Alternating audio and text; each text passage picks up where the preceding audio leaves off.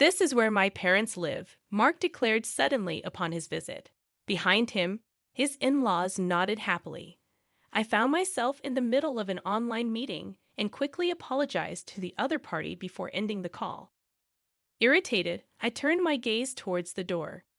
"Why did you come all of a sudden?" I asked them, maintaining my composure. My father-in-law proudly replied, "We'll pay off the mortgage, so please leave." It was hard to suppress a laugh at his statement. My mother-in-law had never worked, and my father-in-law was just staying at home without any employment. Yet Mark was completely in favor of his parents' opinion. Disappointed by his stance, I considered divorce. "I leave," I quickly replied, to the surprise of all three of them. "The mortgage of the house is $5,000 per month." With an inward smile, I began to pack seriously. Luckily, I had a business trip scheduled for a week starting for the next day. With my suitcase and bank book ready, I headed to the entrance. "Goodbye," I said as I left the house. First, I'd start by transferring the house's title to Mark. I felt excited thinking about my future plans. My name is Shyle Owen. I am 47 years old and work as a web designer.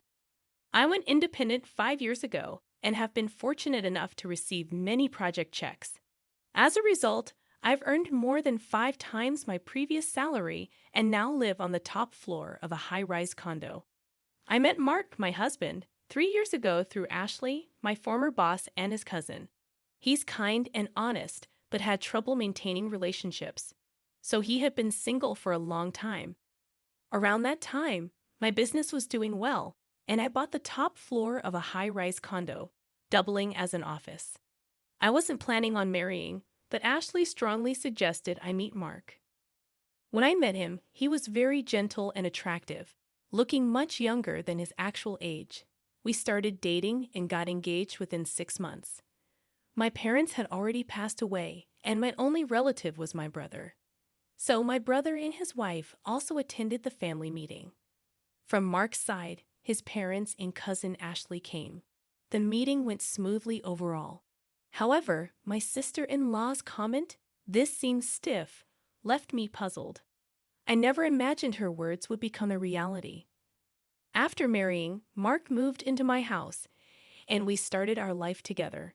His workplace was harsh, requiring him to leave early in the morning and return home past midnight. Despite this, his salary was only a quarter of mine. I suggested to Mark, who was exhausted and went to sleep immediately every day, "It's bad for your health. Why don't you look for another job?" However, he reprimanded me with a face full of anger. "Are you saying I should quit my job? Are you looking down on me because I earn less?" I was surprised by Mark's strong reaction, as we had never argued before. Feeling uncomfortable about unintentionally disrespecting his job, I decided to apologize sincerely. "I'm sorry. I didn't mean it that way. I'm just worried about your health." Mark quickly calmed down and apologized. Our first argument ended swiftly. However, it became difficult to suggest a job change afterward. Mark's return time got even later, and he eventually spent half the week at the office. While I was concerned about his health, he seemed to enjoy his job. So I decided to support him as much as I could, creating a relaxing environment whenever he returned home. "Hey, about my dad's medical expenses, could we increase the remittance a bit?" Mark suggested this when his father was in the hospital with back pain. Sighing inwardly at his request in his father's hospital room, I didn't hesitate to help my in-laws, as I had no parents of my own. Our household depended on my income, with Mark contributing a part of his salary to his parents. His salary wasn't low for a man in his 40s, but the exact amount he kept for himself was unclear. However, it was evident he was providing enough for his parents not to struggle. I couldn't agree when he insisted on increasing the remittance because it was possible only due to my income. Yet it was hard to refuse in front of his parents. "Mark, you're really kind. Thank you so much. It's a big help," they said, looking at me and Mark under their pressure.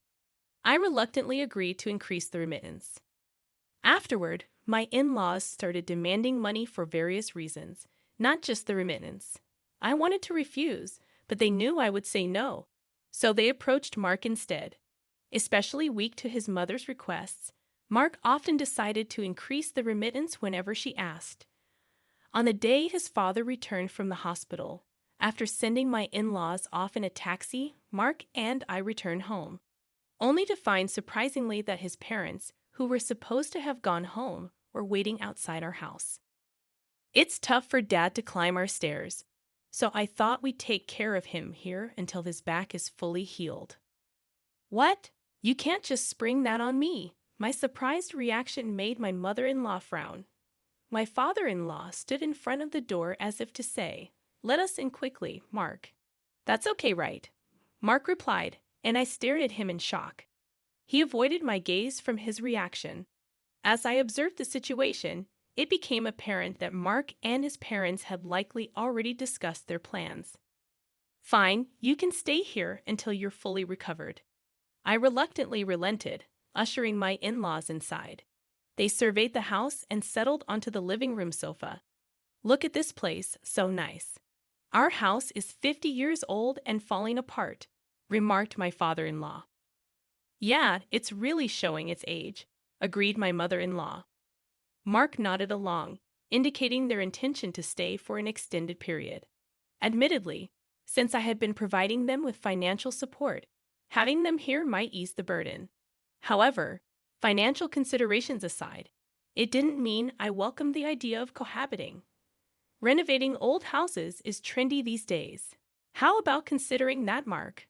I suggested. "Yeah, maybe," Mark replied vaguely.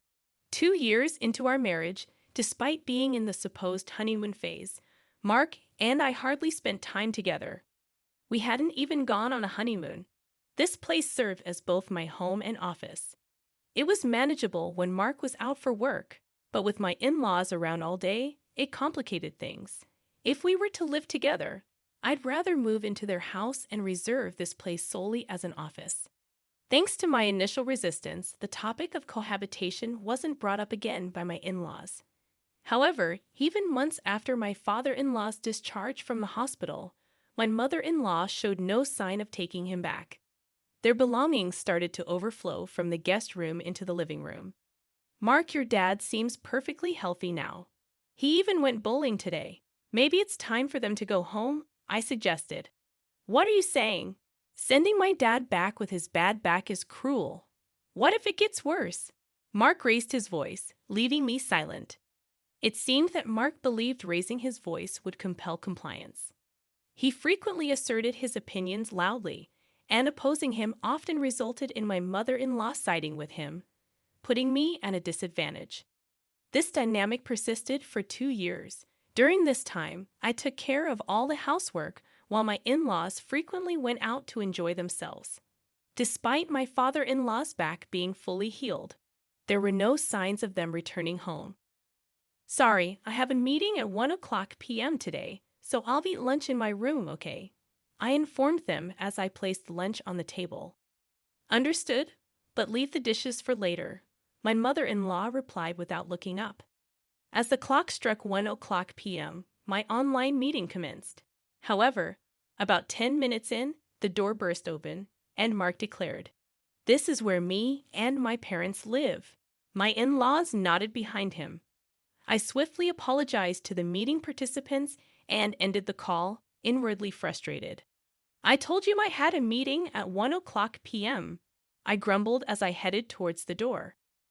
"Why are you doing this all of a sudden?" I asked calmly, only to be met with my father-in-law's smug reply, "We'll pay the mortgage so you can leave." Suppressing a laugh at his audacity, I simply replied, "All right, I'll leave," surprising all three of them. With the mortgage at $5,000 per month, I couldn't help but smile inwardly at the prospect of moving forward with my plans. I approached the task with a solemn expression, aware of the serious decision I was making. Fortunately, a week-long business trip awaited me starting the next day. Armed with a meticulously packed suitcase and my bank book, I headed for the exit. "Goodbye," I uttered, bidding farewell to the home that had become a source of contention. The first order of business was transferring the house title to Mark. Brimming with excitement about the impending changes, I checked into a hotel and promptly contacted a real estate agent to initiate the house transfer encompassing the mortgage. The success of the transfer rested on Mark's ability to handle the mortgage. If he couldn't manage it, the options were a lump sum payment or selling the house. Accepting this reality, I directed the agent to find me a new home and office. My work could be conducted remotely, but a dedicated office space was crucial for calm client discussions. The agent identified a suitable location approximately 40 minutes from my previous residence, complete with top-notch security. After a visit and quick decision, I bought the luxurious apartment, considering it a well-deserved reward for my efforts. In the interim period before the move, I stayed in temporary accommodation. Once all the necessary documents were prepared, I delegated the packing and moving process to a professional moving company. During the move, my in-laws and Mark assisted while exchanging unpleasant remarks about me. One of the movers even commented, "You have a difficult family," causing a flush of embarrassment. A week after settling into my new abode, I received a call from Mark. His anxious inquiry about changing the mortgage indicated he was just grasping the situation. His father's shouts in the background urged me to return quickly. Despite the divorce being the plan, Mark seemed taken aback. "But we're getting a divorce, right? It's unfair for me to pay the mortgage if you're the ones living there," he protested. However, I couldn't accept his denial after they had explicitly told me to leave the house. I played back our conversation from that day, caught on tape during a web meeting. Mark was startled by my explanation, having forgotten about my practice of recording meetings for documentation purposes. Undeterred, I informed him about the impending mortgage repayments, subject to a credit check. Mark, seemingly unaware of the details, asked about the monthly amount, leading to my laughter. Despite my prior disclosures and document presentations, Mark seemed oblivious to the $5,000 monthly mortgage. Stunned, he remained speechless, prompting his mother to intervene. She questioned the amount and proceeded to assert that Mark's salary could handle it. Unbeknownst to his parents, Mark hadn't disclosed his actual salary, allowing his mother to confidently declare that they wouldn't assist me any longer. In response, I burst into laughter, provoking her anger. Undeterred, I revealed the actual mortgage amount, $4,000. "What? The mortgage is Mark's monthly salary. That's absurd." My words left her shocked and frozen for a moment, but then she burst into laughter. "That's impossible. Mark has been sending us $4,000 every month. If his salary is really $4,000, he would have been sending us all of it. Stop lying," she exclaimed, refusing to believe me. Remaining calm, I pointed her towards the evidence. "Look at the shelf right by the entrance of the living room. You'll find Mark's salary slips there. If you doubt it, check for yourself." She dismissed my explanation, accusing me of lying, and headed to the indicated shelf. In the background, I could hear Mark trying to stop her. Soon, her voice of surprise came through the phone. "What? There's not even $4,000 here, Mark. What's the meaning of this?" Mark's actual salary turned out to be even lower than I knew, and I could hear his in-laws questioning him in the background. "You might not hear me, but just so you know, the house mortgage is $5,000 a month. Take care," I declared as loudly as possible. Whether they heard me or not, I ended the call. Mark called again several times later, but I ignored them all. "Let's discuss this through a lawyer from now on," I texted him, and then ignored any further communication. The lawyer I hired dealt with frequent contacts in the following days, which soon quieted down. I promptly filed for compensation through my lawyer. After a while, a response came through my lawyer, and I couldn't help but laugh at its contents. It seemed to be co-authored by a team of liars from Mark's side. Their claims were laughable.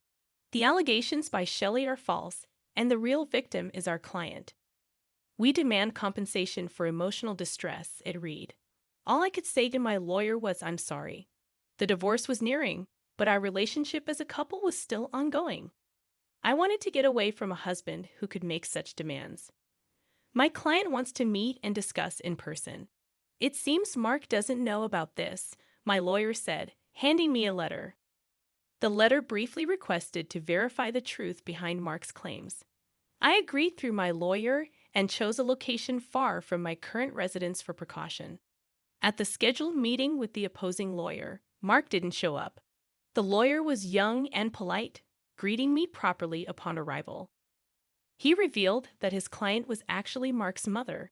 According to him, Mark remained silent during their discussions, keeping his head down. His parents kept accusing me, claiming I fabricated fault to demand compensation. As I listened, the lawyer handed me a document detailing the alleged malicious actions. However, my lawyer and I noticed that the document was intentionally crafted to demean me. I explained each point in detail, and the opposing lawyer nodded earnestly, showing understanding. My lawyer presented evidence in line with my explanations. I see the content of your statements is completely different, Jelly. You have solid evidence and a strong case, he commented. Oh, this part is reversed. I pointed out and corrected a mistake. The opposing lawyer was visibly shocked. Once the explanation concluded, he left the room with the same politeness as when he arrived. My lawyer and I strategized to expose Mark and his parents' falsehoods, reaching out to other relevant parties to set up a meeting to discuss compensation. About a month after the meeting with the opposing lawyer, Mark and his parents arrived looking haggard. His mother glared at me as if seeing an enemy. You seem to be enjoying all this trouble. Who do you think is responsible for this situation? She asked, dissatisfied with the private dining room I had chosen. It was unfortunate that she didn't like the upscale restaurant she used to favor. However, her irritation might also be influenced by the fact that the opposing lawyer, having learned the truth, dropped their defense. Mother, you used to like this place, right? I anticipated her delight, but she met my words with a somber expression.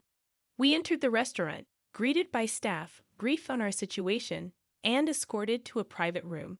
Mark remained silent until we were seated, then suddenly grew emotional. Shelley, I was wrong. Please help me. I can't go on like this. I'll do anything you say. Please come back, Mark pleaded, stunning his parents. I offered a kind smile, momentarily easing Mark's distress. However, I signaled my lawyer, who handed Mark a document. As Mark paled, I urged him to read it. His mother snatched it, glaring furiously. The document meticulously refuted each of Mark's claims in stark red ink. Enraged, she splashed water on my face, berating me for my arrogance. To everyone's surprise, I burst into laughter at the absurdity of the situation. My laughter caught them off guard, including my lawyer. Yes, it seems I wasn't the perfect wife, I quipped. I shared the burden of household chores, endured criticism for my infertility, and even had my earnings taken. As Mark's parents continued to rail against me, I signaled my lawyer, who produced a photograph. It depicted Mark entering a hotel with a young woman, my former boss and Mark's cousin, Ashley. Shocked into silence, Mark couldn't deny the evidence. Ashley explained the situation, revealing Mark's infidelity. In the face of his guilt, I submitted the divorce papers and compensation documents. Mark, overwhelmed, began to cry. His parents, equally shocked, faced the reality of their son's actions. Within a month, Ashley informed me that Mark and his parents had moved due to financial strain. Mark's salary couldn't sustain their spending habits, and they sought rent assistance. The compensation for the deceived woman and myself was covered by Ashley's parents. Surprisingly, Ashley found love with Mark's former lawyer, drawn to his decisiveness. Embracing the unexpected turn of events, I started blogging about my experiences, leading to new writing opportunities. Since the divorce, I've been pursued by a corporate executive I met through business. Our relationship turned romantic, and he's proposed we live together. While I contemplate my answer, I'm certain of my decision. As I prepare for our date tomorrow, I reflect on the journey that brought me here, seated in front of my computer once again. All right, everyone's presentations are done. Nick, the manager, said as he tried to move the discussion forward. "Excuse me, I haven't. I recently found out something." Nick interrupted me and began to speak. "There's apparently someone in this department who didn't graduate high school and is just a part-timer." "Meetings should be for employees only." "Absolutely right." His lackey, Mike, of course, agreed with Nick. "I'm leaving." After leaving the meeting room, I started to shut down my computer. I noticed that an email had arrived, not in my personal inbox, but in the company's shared email. Thinking, there's no point in speaking up, no one will listen, I went home quietly. The next day, I heard a commotion from Nick's desk. He was staring at his computer screen, his face pale. "Nick, is something wrong?" Mike looked at the screen with him. And he turned even paler than Nick. Why is he so angry? Knowing the reason for Mike's distress, I thought to myself, serves them right. My name is Adam. My mother passed away when I was in the 9th grade, and I was raised by my father. Well, you could hardly call it being raised. After my mother passed, my father changed. He drowned his sorrows in alcohol, and though he still went to work, he squandered our living expenses on horse racing. Because of that, I had to start working part-time as soon as I entered high school.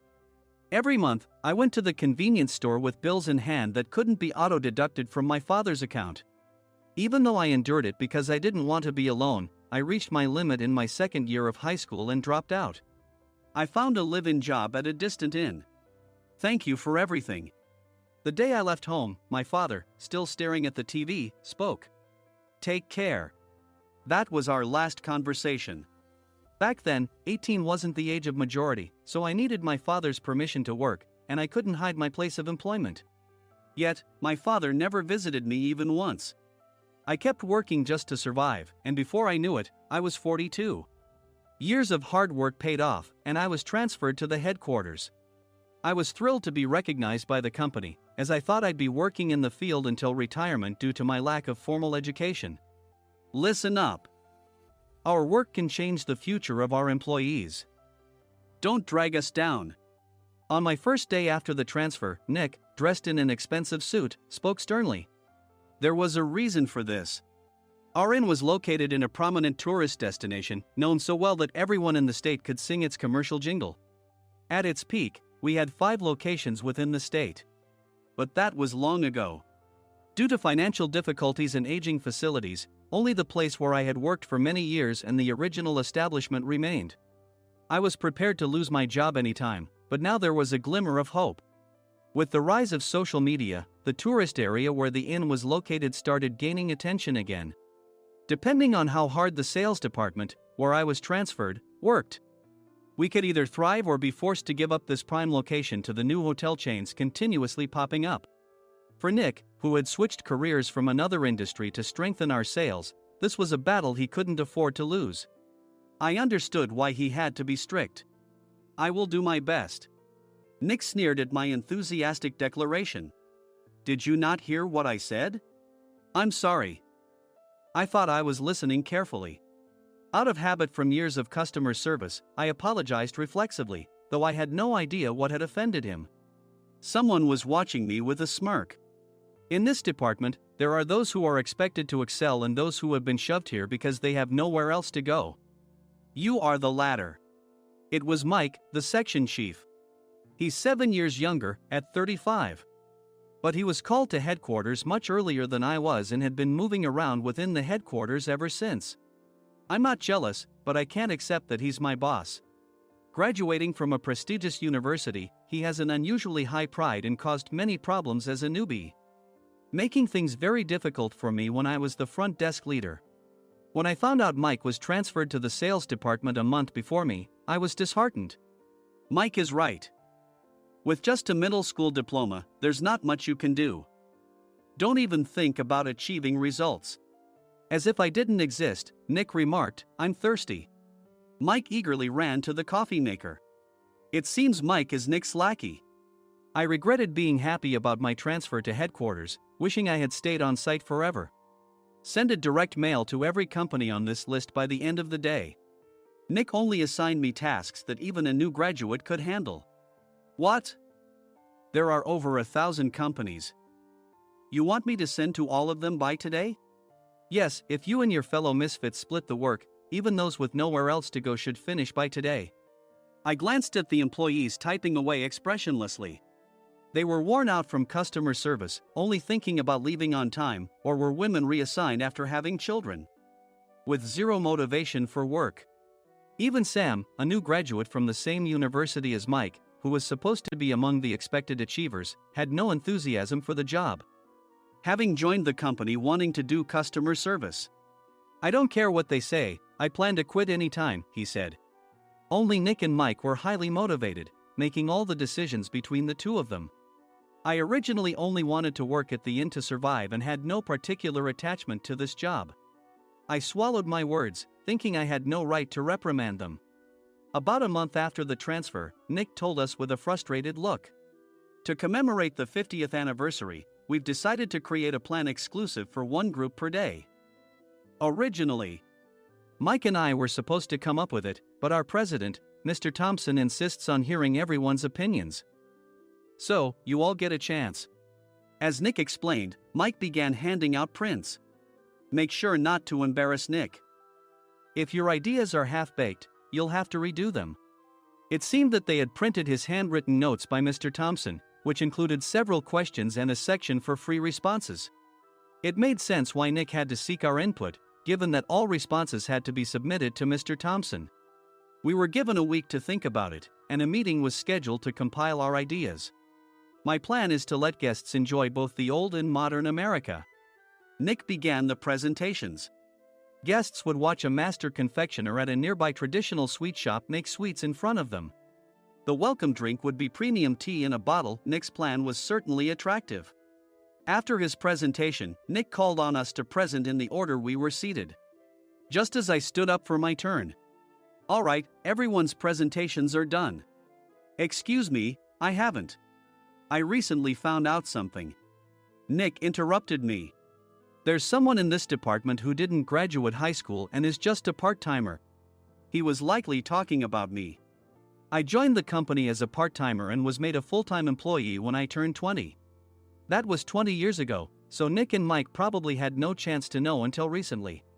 Meetings should be for employees only. Absolutely right. After that, Nick kept creating opportunities to solicit everyone's opinions, purposefully excluding me from speaking. The meeting unexpectedly heated up and went past the scheduled end time. A few people asked to leave, and the discussion continued with the remaining few. Still here? Normally, you'd leave in that situation. Though I had no attachment to the job initially, hearing kind words from customers made me want to make them happier. For someone like me, with nowhere to go, the inn was my home and customer service was my life. I felt pathetic about my current self. I'm leaving. I left the conference room and started shutting down my computer. I noticed an email had arrived, not in my personal inbox, but in the company's shared email. Thinking no one would listen to what I had to say anyway, I quietly went home. The next day, while preparing the DM as instructed, I heard a commotion from Nick's desk. In his haste to stand up, he hit his knee on the desk. He stared at his computer screen, his face pale. Nick! What's wrong? Mike, thinking he should be the first to rush over, approached Nick while still wearing his coat. He peered at the screen with Nick. And he turned even paler than Nick. Why is he so angry? Who is responsible for this company? Nick, more irritated than ever, asked, and Mike answered without checking. Probably Sam. Sam wasn't there because he was attending a morning training session for new hires. Nick gave up on getting angry and returned his gaze to the screen. They were looking at an email that arrived right after the end of the working day yesterday. Apparently, no one, including me, had checked it before leaving. The email was from a large company that used us for their annual employee trips. The president and executives of that company also frequently used our services personally. President of the company, Mr. Mason himself had declared that neither he nor his company would ever use our services again. Well, some companies cancel their employee trips or stop using our services due to financial struggles. Let's just move on. Mike kept wiping the sweat from his forehead with a handkerchief. Knowing why Mike was so agitated, I quietly watched their interaction. Do you know how much revenue we get from that company? We can find other guests to fill the rooms, but we'll lose the banquet costs, gift shop revenue, rental car fees, and more. Moreover, the gifts were supposed to be prepared by the traditional confectionery shop involved in Nick's proposed plan. If it's known that we incurred such a huge loss at this critical time, Nick's position in the company would be jeopardized. Nick took a deep breath, seemingly trying to calm himself. All right, Mike. Go to New York right now and apologize to Mr. Mason. What? You're coming with me, right? I have urgent work to do. I trust you, which is why I'm entrusting this to you. Please. Mike, believing Nick's sincerity, agreed with a determined look on his face, saying, yes. That's Nick for you. Even if Mike went to apologize, Nick would shift all the blame onto him if the client didn't change their mind. Well, it was Mike's fault to begin with, so it served him right. About 3 hours later, Sam answered a call from somewhere and repeatedly apologized, saying, I'm very sorry. Everyone watched to see what was happening. After ending the call, he informed Nick with a weary tone. When Mike arrived at the client's company, he only made things worse, further infuriating Mr. Mason. He was demanding, get his boss here immediately. It was no wonder Sam was exhausted, dealing with such a call right after returning from training. What is that idiot doing? All right, Adam, you're coming with me. If sacrificing Mike didn't work, then I must be next. Normally, I'd want to refuse at all costs, but I saw an opportunity in this situation. If I can be of assistance, I'd be happy to join you. I immediately followed Nick, and we flew to New York. When we introduced ourselves at the reception, it became clear how serious the situation was, as the receptionist personally escorted us to the president's office. Angry voices leaked through the door, making both Nick and me uneasy. Excuse me. I'm Nick, the supervisor. I understand my subordinate has caused you trouble, and I deeply apologize. Nick, with his experience in the corporate world, knew enough to offer an apology before excuses. However, his customer service skills left much to be desired. I sighed as I saw Mike trembling like a small dog in the corner of the room. What kind of training are you giving your subordinates? Mr. Mason glared at Nick with a red face. The intensity of his gaze made even Nick take a step back. Regrettably, I joined this company only 2 years ago and was unaware of Mike's issues. I should have identified his shortcomings sooner. Indeed. I should have realized sooner. No sensible person would come to apologize and then give a lengthy presentation on the drawbacks of not using their in. Nick froze, his mouth slightly open. Suspecting the worst, I picked up the documents that had fallen to the floor. It seemed Mike hastily prepared these documents on the plane, listing the disadvantages. Disadvantage 1: if you change the venue for the company trip, employees might suspect it's for cost-cutting reasons, leading to a negative impression. Reading it aloud half-jokingly, Nick snatched the papers from my hand and checked the contents with a furious expression. Among the stack of documents was a receipt from a nearby convenience store's copy machine. I felt a pang of dread, hoping he hadn't shown the receipt as well. What do you think he said when I asked what kind of nerve he had to do this? I'm very sorry. Faced with the dire situation, Nick must have thought there was nothing left to do but apologize. In a voice smaller than I'd ever heard from him, he uttered words of apology. He said, I'm a Harvard graduate. I don't believe I said anything wrong. Mike, what have you done? Forgetting his plan to pin the blame on Mike, Nick yelled loudly, even in front of Mr. Mason. I didn't do anything wrong. You're still saying that? Look at him. Mike pointed at me with a shaking hand. I was assigned to headquarters in my 20s and now I'm a section chief. This guy only made it to headquarters at 42. Everything I've done proves I was right. So why are we losing the contract? Having said his piece, Mike collapsed to the floor. Of course. You were sent there because you had nowhere else to go. Mike never expected to hear such words from someone he looked down upon. He lunged at me, and Nick hurriedly stepped in to stop him. Mr. Thompson told me Mike is a quick thinker, and to take good care of him. There's no way he was pushed aside. Don't make things worse here. He didn't say quick thinker, he said only quick-witted, didn't he? I don't remember that part. I recalled the many troubles Mike caused when he was a newbie. When Mike was on the front line, his pride was so high that he never apologized to customers. Customer service, especially in our job, doesn't work alone. It brings both good and bad situations. If the front staff or housekeepers made mistakes, or the cleaning company didn't properly clean a room, one had to apologize to the customers regardless of personal fault. Mike, in such situations, would never apologize, insisting he wasn't at fault. This often angered customers, and as the front desk leader, I frequently had to apologize on his behalf. He caused complaints and disrupted operations, which is why he was quickly moved to headquarters. In departments where he didn't interact directly with customers, his quick thinking was beneficial and things went well. But it seemed his flaws were starting to show. Corporate reservations are supposed to be entered into the system by the sales representative. But a quick check yesterday revealed that more than 10 items were missing from the client's reservation. The handover document clearly stated what needed to be prepared. Why didn't you enter it into the system? Why do we have to give them special treatment? Filling rooms near the banquet hall, setting up all the food in advance. Specifying the brand of wine, they're too demanding. No wonder he always angered customers, I thought, feeling a headache coming on. Grouping them in rooms near the banquet hall is for our benefit too.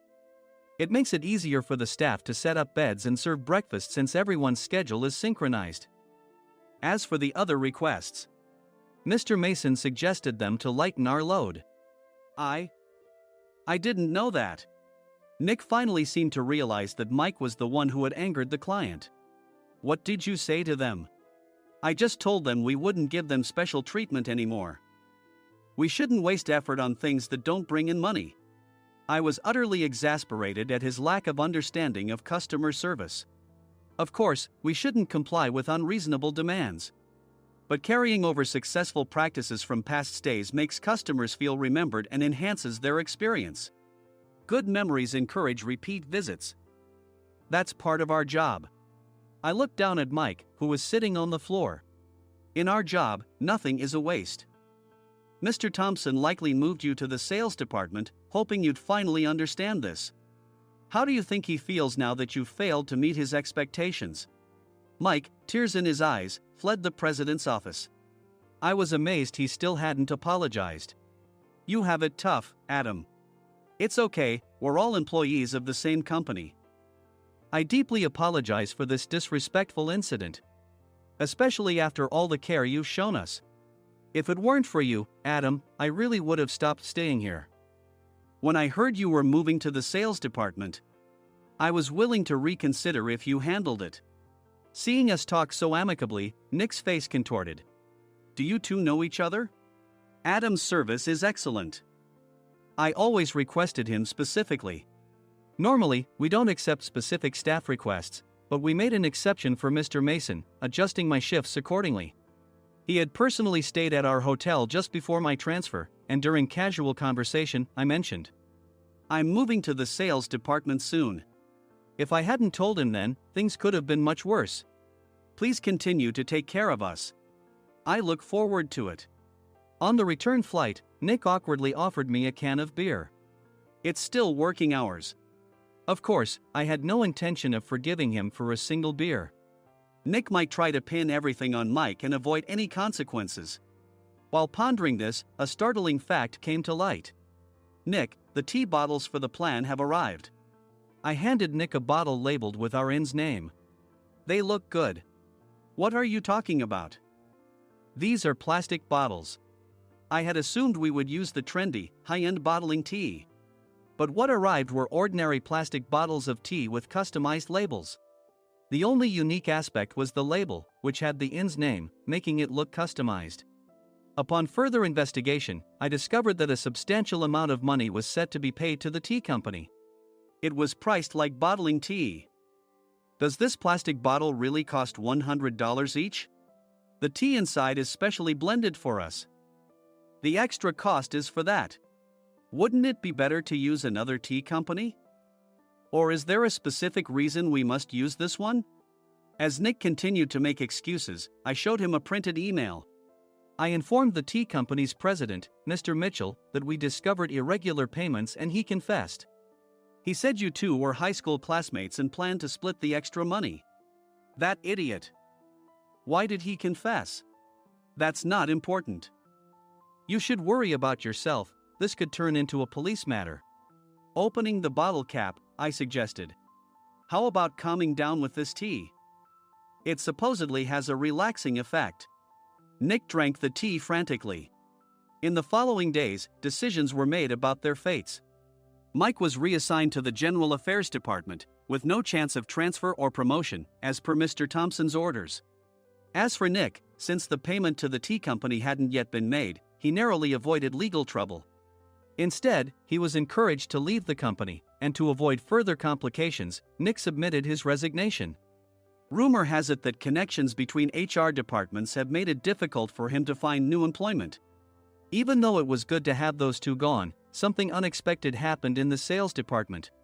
Everyone became motivated and united in refining the 50th anniversary plan. In the end, my plan was adopted. We collaborated with the Tourist Information Center to provide personalized guides. The plan, tailored to the number of guests, was truly special for the 50th anniversary. Hey, is Adam's family coming to stay? I immediately booked that special plan for my family. Sam noticed it on the reservation list and quickly picked up on it. Yes, I'm inviting my father. That's great. I might invite my parents too. I lacked the courage to face my father just as Adam. But here, with the confidence Mr. Mason praised, I felt ready. The 50th anniversary plan was a perfect opportunity to reconnect with my father. I hoped to bring back the days when we could laugh together as we once did.